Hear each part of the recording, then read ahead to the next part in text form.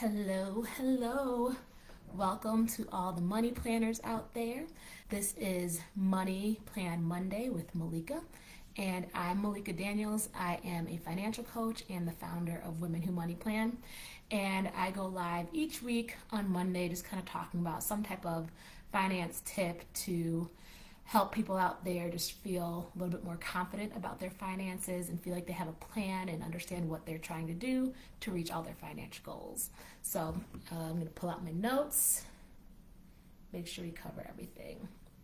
All right, so as a money coach, my main goal is I'm helping women to better understand their money, their relationship with money, and create plans together so that they can achieve all of their financial goals. And that's really just what I do when I work one-on-one with my clients.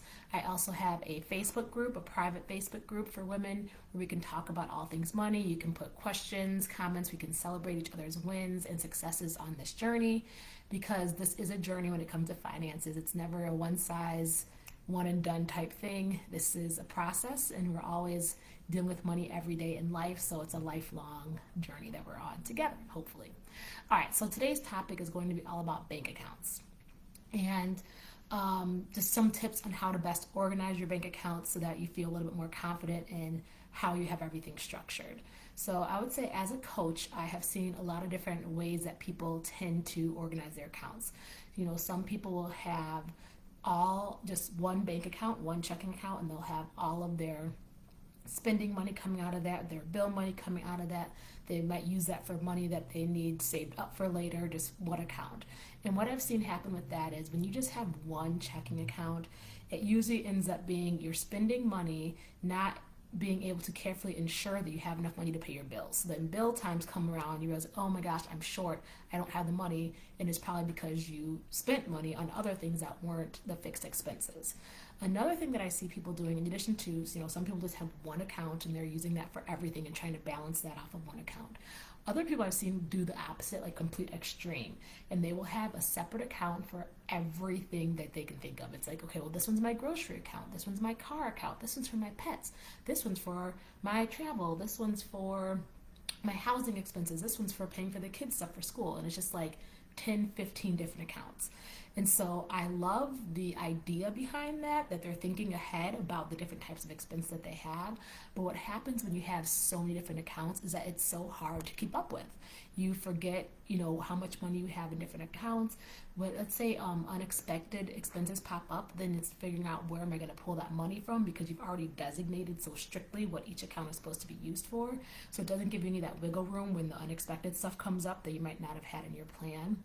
And like I said, it's just hard to really keep track of where your money is, how much money you truly have. It's like, see the full picture when you have it spread across so many different accounts, okay? So there's usually like one end where it's like, I just have one account and I'm trying to figure everything out of this one account, but it gets kind of jumbled up that way.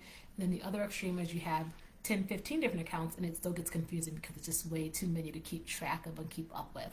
And then you have a hard time feeling like you don't have any money because it's spread out between all of these different accounts. So this is what I have come to realize is kind of like a really simple strategy to organize your finances. And so for Women Who Money Plan, this is kind of what I recommend for people to try if they are struggling with trying to figure out how to organize their finances. So my suggestion is to do a 4-account bank system. So you're going to have one checking account that you use for your bills, and that's going to be, your rent, your mortgage, your car note, your insurance, anything that's like a fixed set bill that you're paying monthly, the set amount. Even like a gas bill and water, electric, stuff like that can fluctuate a little bit, but you have those set bills every month. Those bills should be coming from one checking account. That's your bill pay account. The other checking account should be for your spending. So that's the stuff that's a lot more flexible. Maybe you're going out to eat money, or what you're going to spend when you go shopping and things like that, or stuff for your nails and hair. That's your spending account. That money should never be mixed with your bill pay account. So if you overspend on eating out, that should not affect your ability to pay your bills, right? So that's why we keep that very, very separate. We're never going to do anything on our spending wise that's going to affect being able to pay our bills, our housing, keep our car, that kind of thing. So you have a checking account for your bills, a checking account for your spending money for all the flexible stuff. Then when it comes to savings, I recommend having at least 2 savings accounts. One is going to be for more short-term expense or short-term things. So let's say you're saving up because you know you have a wedding coming up and you need to put some money aside to be able to travel for this wedding. So you're going to put some money in that because you know you're going to need that within the next month or two. If you have annual bills that you pay and you know that you're going to have to pay for your Costco membership or let's say your insurance, you pay your car insurance every 6 months and you want to put that money to the side, that stuff's going to go more of a short-term savings account that you're going to need within that year, within the next 6 months or something like that, money that you'll need. Also, so it's upcoming expenses. Also, it's going to be used for any unexpected bills. So let's say your car breaks down and you need new tires or something like that. You could be able to pull those funds from your short-term savings account. So the other savings accounts I recommend that everyone has, which I'm sure you've all heard about, is an emergency fund or a long-term savings account. And this is the one that you want to have at least 3 to 6 months of expenses or income to be able to cover job loss or an extreme unexpected expense, okay? So the emergency fund, it's the long-term savings, a short-term savings account for the stuff that's going to happen within the next 6 months to 3 to 6 months to a year, anything that's going to happen kind of within that time that you need the money for. And then your checking account for your spending money, checking account for your bill pay money. Those are the 4 accounts that I think that everyone should at least have those. When it comes to anything more than that, I'd say if you are saving for something specific, like let's say you're saving for a down payment on a house, you can definitely have additional savings accounts if needed. But I think those 4, just like everyone should have them across the board at minimum, all right? And then I'm going to provide a few extra tips when it comes to these accounts because these are some of the things I've just seen with clients that I think it's important to go over. So 1, be very clear about each of your accounts. Even if you don't use this 4 banking system, whatever system you use, make sure you understand how you're using it. So what account are you going to pay your bills out of? What account are you spending out of? What account are you saving for your future things out of? How are you organizing it? And then name those accounts. So if you're using one for spending, you can, change the name on your online accounts and say like, this is my spending money, this is my fund money, or whatever you want to call it. But just name it so that it's clear to you when you look at your bank statements and your accounts and stuff like that, you know what you're looking at, you know where your money is going, and you have a plan for it. Okay, so you want to name the accounts and be clear to yourself about what each of them are being used for. And then another thing is really helpful is to automate as much as you can. So from your direct deposit, when you get paid, if you can have a set amount that's going toward your bill pay account, that's going to be able to cover your bills for that month. That's going to be huge. You're not going to sit there and worry about, like, will I have enough money for this? Will I have enough money for that? Just automate it, have it go straight from your check into the account that's going to pay your bills. You're good to go. If you can do the same thing with having whatever portion you need for your spending money going into your spending account, that's going to save you so much time, stress, everything if you can automate as much as you can.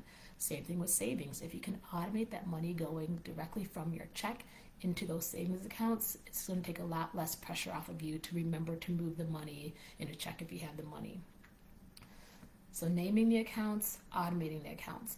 Another thing you want to make sure is that you're not paying to have these bank accounts. So a lot of times bank accounts will have fees for like a monthly fee if you don't meet certain criteria. So please be aware of the criteria for your bank accounts. You want to make sure you know if they have to have a minimum balance or if you have to have direct deposit or something like that. If you are paying a fee on your bank account, check to see what are some of the things that can be done to avoid the fee. Call and see if they can waive the fee, or if you need to switch banks. Like, there's no reason to be paying $5 a month just because the name of the bank, whatever it is, right? You can switch banks. There's plenty of banks out there that don't have these monthly fees. So you don't want to be giving away money to the bank just because they're already making money off of you from using them as a bank. So you don't need to pay them an extra on top of that. Another thing to make sure to set up is some type of alert so for your checking and saving, or for your checking account. Put in an alert so that if it goes below a certain amount, you get a text message. I have seen way too many clients who are not keeping good track of their balances, and then they're getting hit with these fees for every transaction because their balance is low, and then they're getting an overdraft fee. So make sure you set up some type of alert on your checking account to know if you have any kind of balance that's getting low, so that way you can move money over to offset that, because that's, again, another thing. We're not trying to give the bank extra money. We just don't want to do it, right? Keep as much of your money as possible. So we want to make sure we're setting up those notifications. Basically, let's see, what else do I have here? Set up protection, avoid monthly fees. Got it, got it, got it. Oh, another thing I want to make sure to cover is for your savings accounts, you want to use high interest savings accounts as much as possible. If you have a bank account with just like a regular Chase Bank savings account, you are getting 0.01% interest on your money. It's not making any money whatsoever.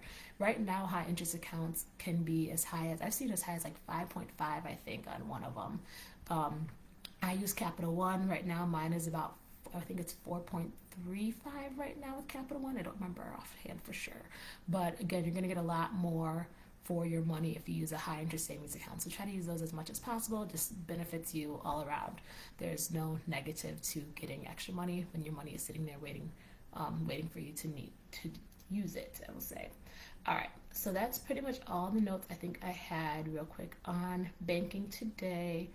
So yeah, I just wanted to say that if you are feeling like you're making good income, but you're still getting hit with some type of late fees on your overdraft fees or anything like that, you're struggling because you're not sure how to pay your bills each month because you've ended up spending more than you meant to, and now you're about to be late on a bill. If you are having trouble like planning for any unexpected expenses, then those all might be reasons to talk to me.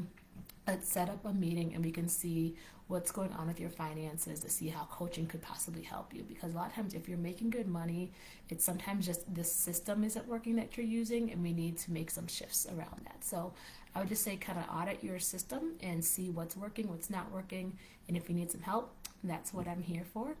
And I will put a link in the comments to schedule the consultation call if you'd like to do a free consultation call. Also, you can always join my Facebook group.